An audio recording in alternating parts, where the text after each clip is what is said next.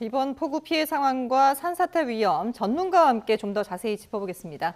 네, 염건웅 유원대 경찰소방행정학부 교수 나와 계십니다. 어서 오십시오. 네, 안녕하세요. 네. 자, 저희가 지금 앞서서 이제 취재 기자 통해서 여러 가지 피해 상황을 살펴봤습니다만은 이번 폭우로 안타깝게 인명 피해도 발생을 했습니다. 거제에서 토사가 아파트를 덮쳐서 이제 주민 1명이 숨지고 2명이 다쳤는데요.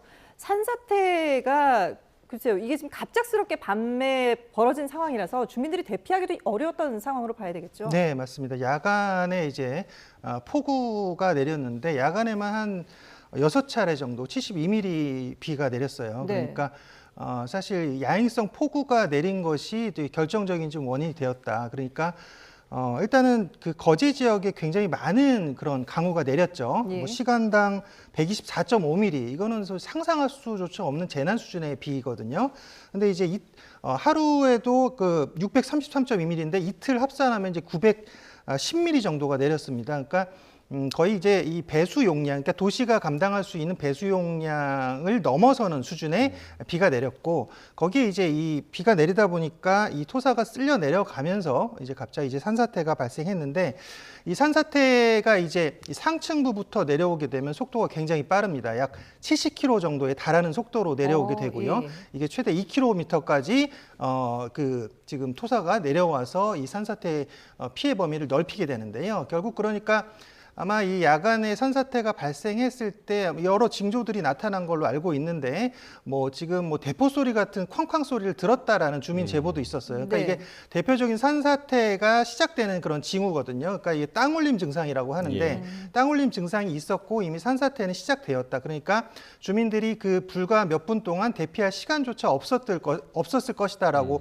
봐야 될 것 같고 네. 지금 화면에도 나오지만 토사가 전체 뭐 지금 1층 같은 경우 완전 쓸고 들어갔습니다. 그러니까 토사 집안을 지금 가득 메우고 있어요. 그렇죠. 예. 집안에 아예 그냥 토사가 꽉 찼다라고 보시면 될 것 같아요. 네네. 그러다 보니까 사실은 뭐 이게 토사가 밀려 들어와서 땅에 묻힌 상황이다라고 보시면 될 것 같아요. 그런 정도로 토사가 꽉 차버린 그런 상황이었다. 그리고 대피할 수 없던 그런 상황이다 보니까 결국 이제 인명 피해가 발생했다라고 볼 수 있습니다. 네, 우리가 보통 이렇게 장마철에 며칠 동안 비가 계속 많이 오는 시기가 되면 집안이 약해져서 산사태 위험이 있다 그런 얘기들을 많이 하는데 지금 어제 그제 같은 경우는 아주 짧은 시간에 정말 많은 비가 내렸던 거거든요. 그러니까 며칠 동안 내린 비의 위험성이 더 큰가 아니면 이렇게 짧은 시간에 내린 비의 위험성이 산사태를 일으키기에 더 큰가 어떻게 좀 보십니까? 그러니까 이게 사실은 둘 다 뭐 다 위험성이 있다라고 예. 봐야 돼요. 어느 하나를 단정지어서 더 위험하다라고 말씀을 드리긴 좀 어렵습니다. 왜냐하면 네. 누적 강수량이 계속적으로 누적되는 것도 사실 위험해지죠. 근데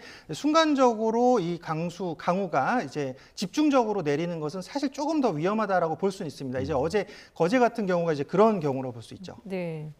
정말 뭐 1000mm에 가까운 엄청난 폭우가 며칠간 이제 쏟아진 건데, 근데 이번에 이 남부지방이 사실 폭우가 오기 전에는 가뭄 때문에 또 힘들었었잖아요. 근데 이 가뭄이 이런 피해를 키운 요인이 될 수 있을까요? 그러니까 비의 양뿐만 아니라 비가 얼마나 빠르게 내리냐가 사실은 중요한 거거든요. 네. 그러니까 장시간 그 가뭄을 겪은 토양이 표면이 이제 단단해지거나 이제 갈라지게 되는데 이게 식생이 약해집니다. 그러면 이제 흙을 이제 붙잡는 힘이 감소하게 되는 거고요. 네. 이런 상태에서 이제 집중호우가 발생하게 되면 그러니까 물이 충분히 스며들지 못하고 이게 이제 지표를 따라서 빠르게 흘러가지고 토사와 암석을 이제 쓸어 내릴 가능성이 높아진다는 거죠. 그러니까 예. 물이 이제 토양 안으로 침투하면서 흙 입자 사이에 물 압력이 이제 증가하면서 이 사면의 마찰력이 감소하는 상황이 된다라고 보는 거죠. 그러니까 특히나 이게 경사가 급한 면에서 작용할 가능성이 높아지죠. 그러니까 이 촉발 요인으로 이제 경사가 급한 면이 작용하는 그 요인이 되는 것이고요. 예. 그러니까 땅이 오래 말랐다고 반드시 산사태가 난다라는 공식은 사실은 좀 부정될 수밖에 없는데 다만 이제 실제 위험도는 어떻게 이제 그 산림청에서 평가를 하냐면 네. 이제 경사나 토양 암석의 이제 성질을 봅니다. 이게 왜냐하면 토양과 암석도 이 물 흡수력이라든지 산사태에 발생할 수 있는 요인들이 다 달라요. 그래서 예. 이런 부분을 좀 면밀하게 봐야 되고 특히나 이제 최근에 이제 산불들이 많았잖아요. 그래서 예. 산불 지역 같은 경우 더 위험하죠. 왜냐하면 이제 식생 자체가 결국은 이제 파괴 폐쇄됐던 예, 상태에서 예. 제대로 복구가 안 돼 있기 때문에 그래서 이런 강우량과 강수까지 다 보고 결국은 이런 그 토성류의 위험이 이제 큰 그런 부분들까지 이제 들여다보게 됩니다. 네, 추가적인 산사태가 있진 않을까 또 우려가 되는데 왜냐하면 지금 엄청난 양의 비가 왔잖아요. 그럼 그만큼 또 물을 머금고 있을 거 아니겠습니까? 네, 맞습니다. 어느 정도까지 좀 경계를 해야 할까요? 그러니까 토양 내부의 물 상태를 토양 함량 지수라고 하거든요. 토양 네. 함수 지수라고 하는데 예. 이 토양 함수 지수를 봐야 됩니다. 그래서 비가 사실 그쳤다라고 해도 지금 토양 함수 지수는 높다라고 볼 수밖에 없어요. 그러니까 감당할 수 없는 수준에 아까 말했듯이 이틀 동안 900mm의 비가 내렸기 때문에 예. 지금 이 토양에는 가득 찬 그런 수분을 갖고 있다는 거죠. 그러면 조금 예를 들어 뭐 10mm, 20mm라고 하면 사실은 뭐 그렇게 많이 오는 비가 아니거든요. 네. 근데 지금은 10mm, 20mm의 비만 와도 지금 그 토양 함수 지수가 넘어서는 그런 상황이 될 수 있다는 거죠. 예. 그 한마디로 그러니까 그 공기가 가득 찬 풍선을 생각하시면 될 것 같아요. 공기 가득 찬 풍선은 톡 건드려도 이게 터져버리는 것 네. 같이 땅도 마찬가지로 공기가 가득 찬 풍선인데 톡 건드리면 터질 수 있다. 그러니까 조금의 비만 더 와도 사실은 좀 뭐 산사태 위험이 다시 또 증가할 수 있다라고 볼 수가 있습니다. 그래서 예. 이걸 지금 며칠까지라고 뭐 이제 기준을 말씀드리기는 좀 어렵고요.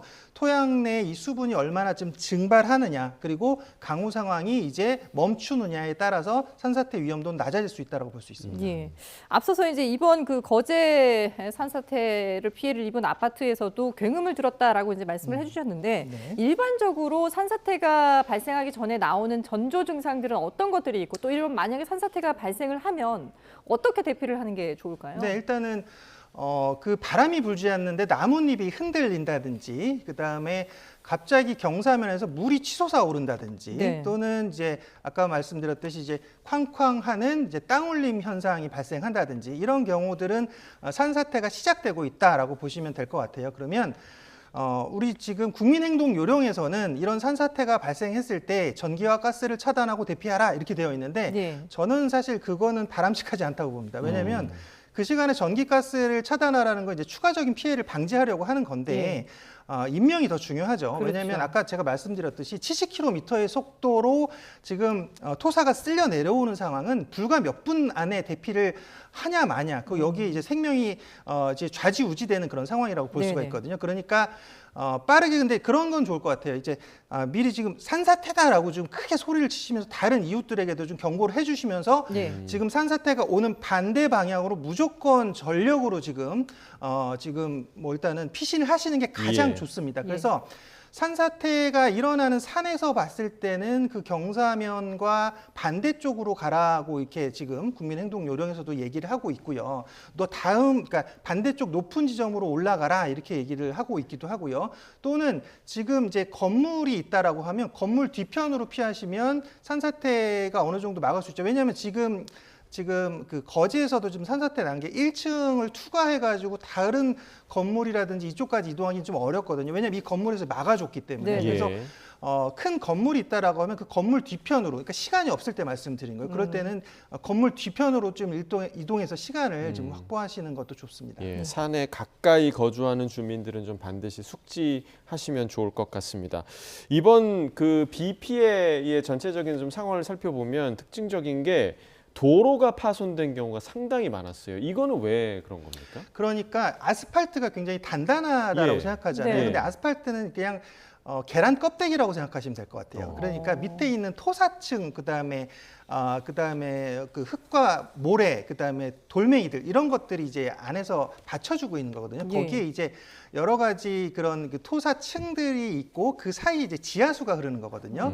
근데 이제 보통 우리가 싱크홀 발생할 때 왜 발생하냐 그러면 이제 그 지하수가 많이 유입돼 가지고 토사를 그러니까 쓸고 가면서 이게 싱크홀이 발생하는 겁니다. 예. 그러니까 네. 마찬가지의 원리라고 보시면 되거든요. 그러니까 밑에 있는 토사들이 쓸려 내려가면서 아스팔트는 떠 있는 상태가 되는 거죠. 껍데기만 떠 있는 상태다 보니까 밑에 있는 단단한 그런 흙과 돌들이 무너져 쓸려 내려가는 그런 상황에서 당연히 아스팔트로 밑으로 떨어질 수밖에 없는 거죠. 그러니까 지금 안심할 수 없는 게요. 아직까지는 비가 이제 그렇게 많이 내리고 있지 않지만 그래도 이게 물이 다 말라야 된다는 거죠. 아까 네. 말씀드렸듯이 물이 다 마를 때까지는 이 도로라고 해도 안전한 상황은 아니다. 그렇기 때문에 좀 주의를 하셔야 되고요. 그러니까 싱크홀이 아니더라도 이제 포트홀 같은 게 생길 수도 있는 거예요. 예. 포트홀이 이제 작은 이제 구멍들이 생기는 걸 말을 하는데 포트홀 같은 게 발생했을 때는 또 차량에 굉장히 충격이 가할 수 있고 또 뭐 교통사고나 인명 피해로 이어질 수 있기 때문에 거제 지역이나 뭐 통영 지역, 경남 지역에 이런 그 수해 피해를 입은 지역에서 운전하시는 분들은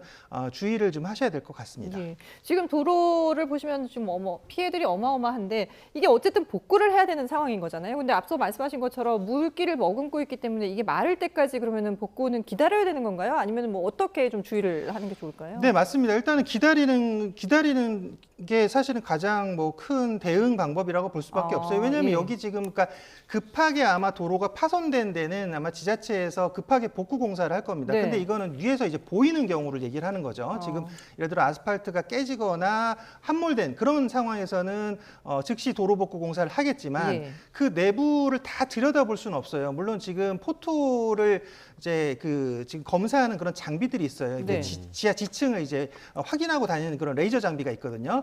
그런 장비는 이제 서울시에서 많이 확보를 하고 있는데 그런 장비를 이제 지원을 해서 거제도 쪽에 그래서 지금 지하 지층에 어디가 지금 땅이 좀 파였는지 이런 것들을 같이 좀 점검해주면 좋을 것 같긴 해요. 그래서 지금 이게 뭐 싱크홀이라든지 포트홀 이런 것들이 생겼는지 아까 뭐 암석이나 지금 토사가 쓸려 내려갔는지 이런 여부를 좀 같이 확인해주면 좋겠죠. 네, 이런 비 피해가 있던 지역을 또 이제 운전하신 분들은 또 걱정이 클 수밖에 없는 그런 상황인 것 같고요.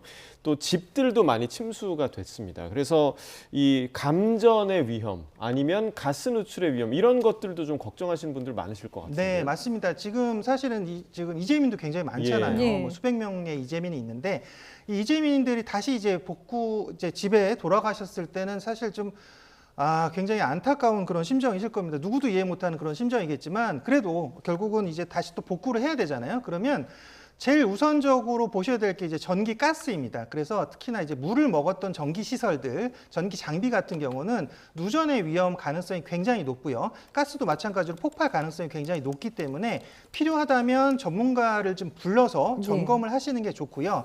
그 다음에 또 걱정되는 건 사실 이제 전기 가스도 그렇지만 이제 위생 문제도 사실 걱정이 돼요. 왜냐하면 한번 젖은 뭐 장판이라든지 벽지 이런 것들은 사실 다 벗겨내시고 버리셔야 돼요. 왜냐하면 네. 그걸 다시 복구할 수 없습니다. 왜냐하면 거기서 이제 곰팡이가 피어나고 또 건강에 안 좋은 그런 바이러스들이 증식하기 때문에 이런 것들도 사실은 싹 다 버리고 새로 지금 갈아서 지금 교체를 하시면 좋을 것 같습니다. 예. 자, 뭐 시간당 100mm가 넘는 엄청난 양의 비가 쏟아지는 그런 지금 상황인데 이런 상황이 또 생길 수도 있다고 하거든요. 올여름이 가기 전에. 근데 만약에 그러면 이제 또 이제 추가 피해를 막기 위해서 노력을 해야 될 텐데요. 어떤 대책들을 좀 세워 놓는 게 좋을까요? 그러니까 이걸 우리가 이제 기후 채찍질이라고 기상학에서 얘기를 하는데 네. 이게 무슨 얘기냐면 이제 극한 가뭄과 극한 호우가 계속 연달아서 오는 거예요. 번갈아서 오는 그런 상황인데 작년도 그렇고 올해도 그렇고 뭐 충남하고 이번에 경남 마찬가지로 기후 채찍질이 발생하고 있습니다. 그러니까 이 지금 기후 변화라든지 지구 온난화에 대해서 이 지금 기후가 우리 인류에게 주는 채찍질이라고 보시면 될 것 같아요. 네. 그러다 보니까 결국은 극한 가뭄과 극한 지금 호우, 결국은 지금 현 상황에서의 재난을 한마디로 표현하자면 극한이란 단어와 뉴노멀이란 단어로 표현할 수 있을 것 같아요. 그러니까 극단적인 그런 날씨들과 이것이 일상화되는 그런 뉴노멀 상황이다. 그러면 이제 여기서 이제 어떻게 우리가 대응을 해야 되냐? 결국은 지금 사실은 여기서 좀 얘기를 안 한 부분이 뭐였냐면 배수 시설에 대한 얘기를 좀 말씀을 드려야 될 것 같아요. 네. 왜냐하면 물론 거제도 최근에 이제 배수 시설을 충분히 좀 갖췄다고 얘기를 하고 있는데 한 700mm까지는 감당이 되는 걸로 갖췄다고 제가 들었거든요. 네. 다만 지금은 900mm가 넘었기 때문에 이게 초과한 거잖아요. 그러면 거제 지역에서 이걸 감당할 수 없는 배수 시설이었다는 거죠. 자, 그러면 우리가 이런 배수 시설을 어떻게 지금 갖춰야 되냐? 지자체에서 이런 배수 시설을 갖추려면 빗물 펌프장이라든지 대심도 터널을 건설을 해야 되는 거거든요. 그리고 이 배수관 같은 경우도 지금 배수관들은 굉장히 좁아요. 그래서 배수관들을 좀 노후된 배수관들 교체하고 배수관 용량을 더 크게 확충을 하고 이런 것들이 지자체의 역량만으로 될 것이냐 안 된다는 거죠. 이거는 그러면 결국은 저는 정부적으로 범국가적으로 대응해야 되는 사안이다. 아까 말했듯이 극한 가뭄 이후에 극한 폭우가 이어진다라고 했을 때는 지금 거제 지역 같은 경우 기상청 발표보다 2배 이상의 비가 내린 거거든요. 네. 그럼 기상청도 지금 예측을 못한다는 그런 상황이에요. 그러면 갑자기 이렇게 극한 호우가 쏟아졌을 때 이런 선제적인 대비밖에 없다는 거예요. 거기서 그러면 결국은 인명 피해가 발생하고 재산 피해가 발생하는 걸 막으려면 선제적인 대응이 필요하다. 그러면 미리 이런 상황을 예측하고 뭐 교통 통제하고 그다음에 주민 대피령 내리고 그다음에 아까 말했듯이 배수 시설을 확충하는 것이 핵심이다. 그래서 네. 배수로와 또 하천과 댐의 그런 그 저장 능력을 확충해야 되고요. 그다음에 도심지 같은 경우는 이런 아까 빗물 펌프장이라든지 대심도 터널을 건설해서 지금 강남 같은 경우도 계속적으로 지금 침수가 상습적이었잖아요. 네. 왜냐하면 거기가 지대가 낮기 때문에 예. 그런데 네.